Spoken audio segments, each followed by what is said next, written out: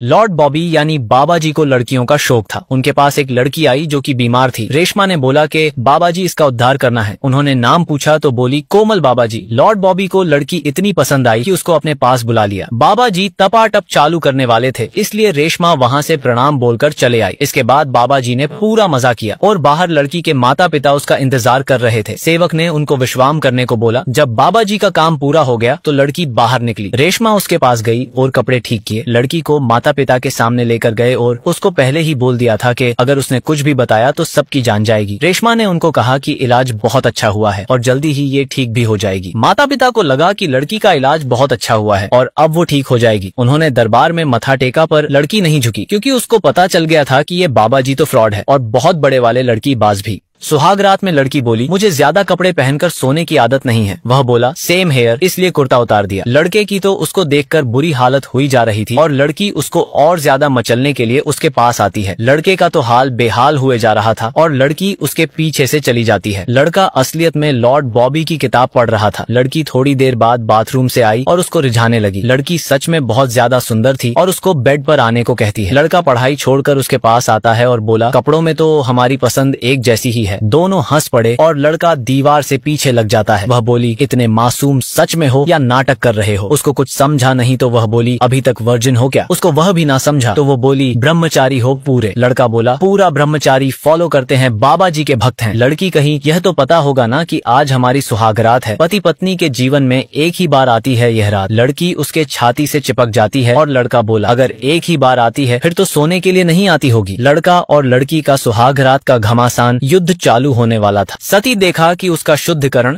यानी कि नीचे वाला उड़ाया जा चुका है। वो बाबा जी को बोला ये क्या करवा दिया आपने, बर्बाद हो गया मैं। बाबा जी बोले बर्बाद नहीं, आबाद हुआ है तू बेटे। टांगों के बीच से ही जन्म लेती हैं सारी बीमारियां। पहले दिल दिमाग संतुलन खोता है, फिर इंसान।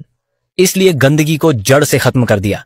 अब तू शुद्ध है बेटे और आखिरी सांस तक रहेगा गंदे विचारों से दूर। वो बोला बाबा जी मैं अब अपनी बीवी से प्यार कैसे करूंगा। वो बोले अरे मूर्ख, अब तो सदा के लिए तू मुझे समर्पित हो चुका है, तभी तो आत्मा का सुख तुझे मिलेगा। और तू पहला नहीं जिसने शुद्धिकरण करवाया है, तुम्हारे इस बाबा जी का भी शुद्धिकरण हुआ है। वो बोला आपने भी बाबा जी। वो बोले शुद्धिकरण से पहले मेरे दिमाग में भी उल्टे विचार थे, तो बस एक दिन चलवा दिया छुरा। सती तो बाबा जी का फैन ही हो गया और रोने लग पड़ा। उसकी बीवी आई तो उसका शक हुआ कि बाबा ने कुछ तो किया है, पर वो बोला कि बाबा जी ने तरक्की करा दी, मेरी 40,000 तनख्वाह करा दी। लड़की ने अंदर हाथ डाला तो वहाँ कुछ नहीं था। वो बोली राहुल तुमने तो कहा था कि टांग का ऑपरेशन है, ये सब क्या है। वो बोला मेरे नीचे वाले हथियार का ऑपरेशन था। वो बोली ऐसा क्यों करवाया। वो बोला मैं काम में ध्यान दे सकूं और बुरे विचार परेशान ना करें, इसलिए कटवा दिया मैंने अपना। वो बोली ये सब किसने बोला तुमसे। वो बोला और कौन, बाबा जी बबीता। बाबा जी प्यार शरीर से नहीं आत्मा से होता है, इसलिए बाबा जी ने मेरा शुद्धिकरण करा दिया। बाबा जी ने खुद का भी शुद्धिकरण करवा रखा है। वो बोली अब हमारे बच्चे कैसे होंगे, बाप कैसे बनोगे तुम, बाबा के चक्कर में पागल हो गए हो तुम। वो बोला बाबा नहीं बबीता, बाबा जी। वो बोली कहाँ के बाबा जी, एक नंबर का झूठा फ्रॉड बाबा है ये, ढोंगी साला। ये बाबा सबका काटता फिरता है, एक नंबर का घिचोल है ये। राहुल ने एक खींच के मारा और बोला बाबा जी के बारे में और कुछ मत बोलना वरना घर से बाहर निकाल दूंगा। बाबा जी के बारे में कुछ नहीं। लॉर्ड बॉबी बोले क्यों मिलना चाहती हो हमसे। वो बोली मुझे आपका वो वाला आशीर्वाद चाहिए बाबा जी, उस दिन हो नहीं पाया था। बाबा जी ने लाडू दिया तो उसने लड्डू तोड़ दिया। बाबा जी परेशान और वो उनको गले लगाने वाली थी पर बाबा जी ने पकड़ लिया। वो बोली आप डर गए बाबा जी, मुझे दूसरे वाला प्रसाद चाहिए। लड़की लॉर्ड बॉबी की गोद में बैठ गई और उनकी दाढ़ी सहलाने लगी। बाबा जी का मूड भी बनते जा रहा था।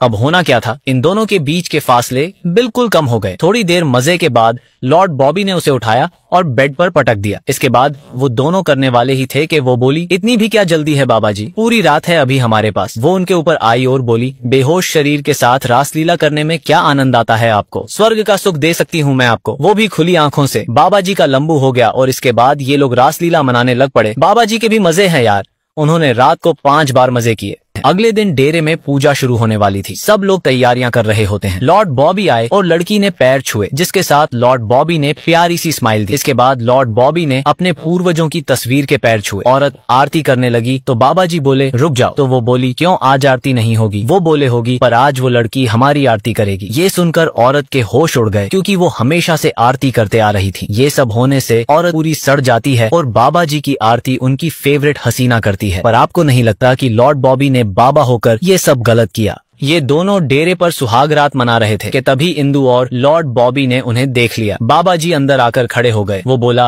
आप कब आए लॉर्ड बॉबी? वो बोले, मैं तो कब से देख रहा था वहाँ बैठे तुझको। उसने बोले, मैं आपको सब समझता हूँ। पर बाबा जी ने कुछ ना सुना और अपने आदमियों से उसको पकड़वा लिया। लड़की ये सब देख रही थी और तभी एक डॉक्टर आया और जप नाम बोलते हुए उसको इंजेक्शन लगा दिया। आदमी लॉर्ड बॉबी को गालियां देते हुए बेहोश हो गया और लड़के को उठाकर नहाने ले गए। उसको बाबा जी के सामने लाया गया क्योंकि उसका शुद्धिकरण यानी कि कटवाना था, ताकि लड़का कभी फिर सुहाग रात ना मना पाए। सारे भक्त लोग जप नाम करते हुए उसको हॉस्पिटल ले गए और उसका शुद्धिकरण कराने लग पड़े। उसके बाद क्या होना था दोस्तों, बाबा जी हॉस्पिटल आए क्योंकि लड़के का कट चुका था और शुद्धिकरण हो चुका था। बाबा जी बोले, मैं भगवान हूँ बेटे, मेरी शरण में आजा, तेरी भक्ति मैं कभी टूटने नहीं दूंगा। लॉर्ड बॉबी के आश्रम में जब लड़की उठी तो वो देखती है कि उसके नीचे बहुत सारा खून लगा हुआ था।